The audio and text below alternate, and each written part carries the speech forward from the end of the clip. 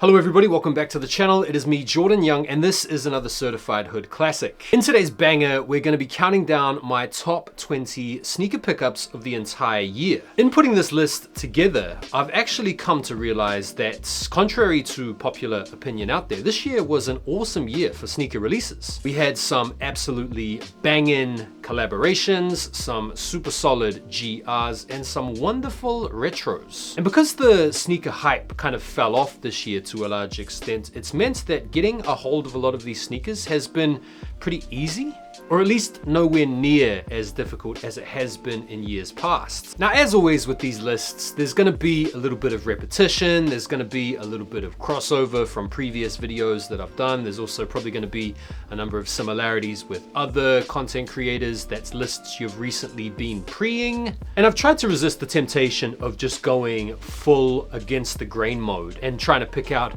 some random obscure GRs from earlier on in the year that people have forgotten about, so as to appear somewhat edgy and different to everybody else. I've really just gone with the sneakers that I like the most that I managed to pick up this year. So let's start things off by talking about a couple of sneakers that I didn't get this year that I would have quite liked to have gotten my hands on. First of all, the CDG foams. Now, I'm not really into foam posits like that, but I've seen these on feet in person a couple of times, and I've got to say, I really like these. The next pair that I would have liked to have copped is the Air Max 1 What the Duck. Now, it would also be remiss of me not to mention some of my favorite sneakers to wear this year, because the sneakers that I wear and the sneakers that I collect are in two totally different categories. Some of the sneakers that I have worn the most this year include these, the Asics Gel Kayano 14s, also the Adidas Arukus, and finally the Adidas SL Evo. I picked these up a couple of weeks ago and I have been running in them every day, and I have been enjoying my running in these immensely. Right, I want to get into a couple of special mentions, some sneakers that didn't quite make the top 20 list, but were still noteworthy nonetheless.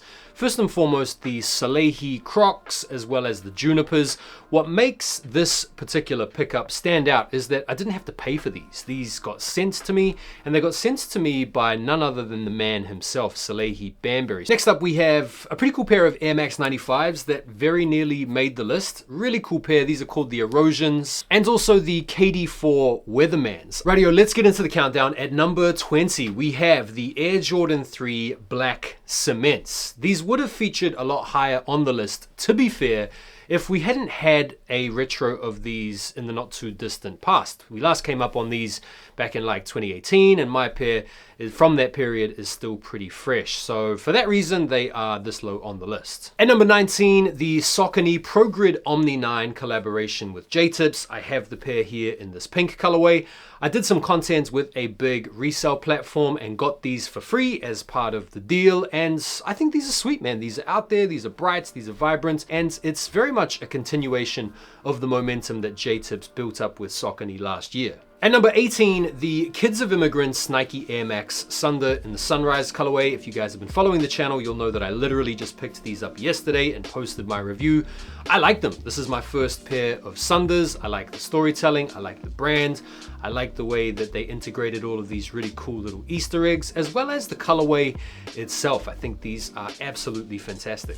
At number 17, it's going to be the Asics GT 2160 collaboration with JJJ Jones. Now, I'm not gonna lie, one of the reasons why I have decided to include these is the fact that this is one of my favorite models of the entire year. The GT 2160 is a model I have been rocking on the regular. And I also came up on these for retail alongside the darker pair as well. And it's just such a comfortable, easy to wear sneaker. At number 16, it's gonna be the Nike and Nigo collaboration on the Air Force 3. I wasn't sure which colorway to enter into the list, because I do have the lighter colorway pair with the multicolored aspect and the patent leather, but for some reason, I just absolutely love this brown and green combo. At number 15, the J Balvin 3s. This is another sneaker that I was fortunate enough to pick up for free this year, being part of a content deal that I did. At number 14, it's got to be the Verdi Dunks. This is one of the most wild and out there sneakers in the entire list. There was a little bit of hype around this sneaker, but not too much hype to the point where these have become ridiculous on the resale market. I actually picked these up for right around £300, I want to say, close to the release time, which isn't crazy money to pay for a hyped up SB. I know these aren't going to be to everybody's taste, whether it's the materials or the bright pastel colors, but I personally like a loud colorway, and these fit the bill just perfectly. At 13, it's the Asics hidden collab on the Gel NYC. Some of you guys are probably going to want to point to the fact that I did mention that these were pretty overrated in another one of my videos, and I also want to just mention that just because a sneaker is overrated, or because I say it's overrated, doesn't mean I don't like it. It just means that people, including myself, are potentially gassing them up a little bit too much. But the devil is in the detail with these shoes, and if you think about Hidden New York's story going from an IG mood board to a legit brand and carrying over some of the details of that story in a fairly discreet manner on the sneaker, bro, these are cool. And number 12, the Bred 4 Reimagines. Bro, this has to be the best reimagined Jordan we've had so far. It's almost as if leather should have always been on the Jordan 4. They are way easier to wear, way easier to clean. You can rock them out in the rain now and not have to worry about the Nubuck or the Durabuck going to absolute crap. Quality was good, shape was good, it's an iconic colorway. I know some of you guys out there are probably wondering why these didn't feature a little bit higher on the list, but a little bit like the Black Cement 3s, they've come out fairly close to the last retro of the Bred 4 that we had back in 2019. At number 11, it's got to be the Air Max 95 collaboration with Armar Manier. This is one of those sneakers that went through a little bit of an evolutionary process before it ultimately dropped, with the first images getting people really excited, and then better quality images getting people all downcast, and then right before the release there was a little bit more hype again. But these were pretty easy to attain. The quality on them is really good, the shape is good. I think Armar Manier did a really good job with this model, and because 95s aren't a sneaker that I have a lot of pairs of, I was really happy to bring these into the collection. Right, here we go into the top 10, and the top 10 is very much a reflection of my favorite sneakers from a colorway perspective, from a nostalgia perspective, from a comfort perspective. So you're going to pick up all of those vibes as we go through my top 10 favorites. At number 10, it's the New Balance 740 collaboration with Armar. One of the things that I like the most about this sneaker is the colorway. The blue and the orange just pops so nicely. These have some really good details and really cool storytelling, and I feel like are going a little bit under the radar and somewhat unappreciated. At number 9, the Wu-Tang Dunks. How could these not be in the top 10? One thing that I'm glad that they did with the sneaker is they decided to retro it in decent numbers so that everybody that wanted to get their hands on a pair could get their hands on a pair. The other thing that I'm glad that they did with them is they decided to give them some decent materials to work with. Nike Dunk Highs traditionally come with the crap leather. These came with a much more premium leather, which I think was a fantastic touch. At number 8, man, I was so tempted to put these higher because I just love this colorway. This is probably my favorite colorway of all time on the Air Max 1. It's the Patta Chlorophylls. Now, I actually missed out on this release when it went down. This was another pair that I was happy to get for free as part of some content that I made for a big brand this year, so absolutely wicked. But you know what? The good thing about the sneaker is that these are out there for only a little bit over retail on the resale market. I've been tempted even to double up as I've seen pairs floating around in my size out there for good prices these days. But yeah, look, it's a legendary shoe, one of the best retros of the year, and being my favorite Air Max 1 colorway, bro, stop it. At number 7, the Air Jordan 3 Armar Maniers. Bro, this is an awesome quality sneaker. I can't believe these bricked. Really nice colorway, super wearable. The leather, really plush, really soft.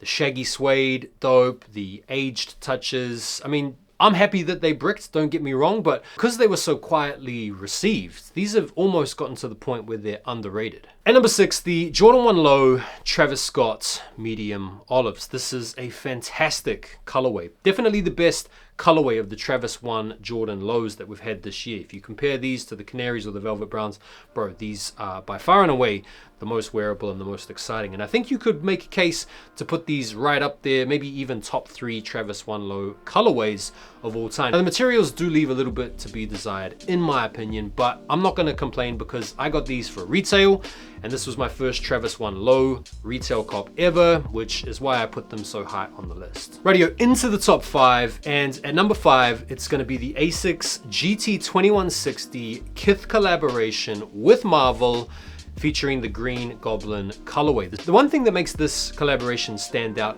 is the whole unboxing process. This is probably the best packaging of the year, and the fact that these also came with a comic book that may or may not have been incredibly rare and collectible and resellable and all that stuff just added an extra layer of intrigue to the entire unboxing experience. Now, the shoes themselves are fire. I love green, it's my favorite colorway. I think they did a really good job with the color blocking, and the quality is also decent. And as you guys know, this model, the GT 2160, is like my favorite model to wear this year. At number 4, the retro of the year, or one of the retros of the year for sure, the Air Jordan 4 Military Blue. Now, the reason why this is such an important retro is because this is the first time we've had this sneaker literally since 1989. With a lot of other Jordan releases or a lot of other popular retros, you get the same sneaker or the same looking sneaker time and again. But with this sneaker here, this is the first time since the OG. We've had the Nike Air on the back, we've had the appropriate blue color, the shape is on point, and so for that reason, this was one of the sneakers that I have been looking forward to the most in order to complete the full 1989 original Air Jordan 4 colorway set featuring the Nike Air on the back. Radio into the top 3. At number 3, it's going to be the Air Jordan 4 RM collaboration with Nigel Sylvester. This has to be probably my favorite colorway of the year, like in terms of flat blocking. This particular shade of green just speaks to my heart for some reason. I can't really put my hands on it, but also coupled together with that, the storytelling and the marketing and the wheel outs and the rollout was really good. And I actually like this model, the Air Jordan 4 RM. I have both colorways, I rock them both regularly, and I just think in terms of the total package, this sneaker is right up there. At number 2, the best SB release of the year, the Futura SBs. Now, the color blocking, bright, vibrant, exciting, out there, based on some of his most iconic artwork. The collaborator, Futura, legendary history with Nike, some incredibly hyper rare grails that go for crazy money, and then some more low-key colorways that are pretty legendary within the SB collector space. This sneaker had it all. I know some people want to talk about how these wear and how the creasing in the toe box is a little bit of an effrontery and a bit annoying and all the rest of it, but honestly, this sneaker here is one of my favorite colorways of any type of sneaker for the entire year. And at number 1, the Asics GT 2160 Earls Collection Ngawari. This sneaker here is my favorite for some very biased reasons, and I'll go through them one by one. First and foremost, I copped these back home in New Zealand when I was home back in March. These were sitting on the shelves loaded in Auckland, so tick, copped them for retail. Secondly, these weren't available over here in the UK or in the EU area, so I just happened to be back home at the right time in order to cop these in store for retail. Next up, these feature a number of really important cultural touchstones that are important to me and my heritage on my mother's side being of Maori descent, namely features like pounamu or greenstone, or harakeke, which is flax weaving, and let's not forget that this colorway is just straight up fire. The materials are really dope, and it's a collaboration with an entity that's very much coming up in the space in the form of Louis Brown and Earl's collection. So I like all of it. Love the colorway, love the storytelling, love the model. This just ticked all of the boxes with a big fat black marker. And there we go. Those are my favorite sneaker pickups from 2024. What a year. A lot of variety, a lot of different models, a lot of different brands, a lot of really cool sneakers. I just want to take the time for this last video of the year to thank you guys all so very much for messing with the channel this year. It's been a great year of content creation on YouTube. I'm very happy with how things have gone down. I'm very appreciative for all of your support, all of your comments, all of your likes, all that type of stuff. I can't wait to see what 2025 has in store. Happy New Year to you all. I will see you all in 2025. Take care for now. Peace.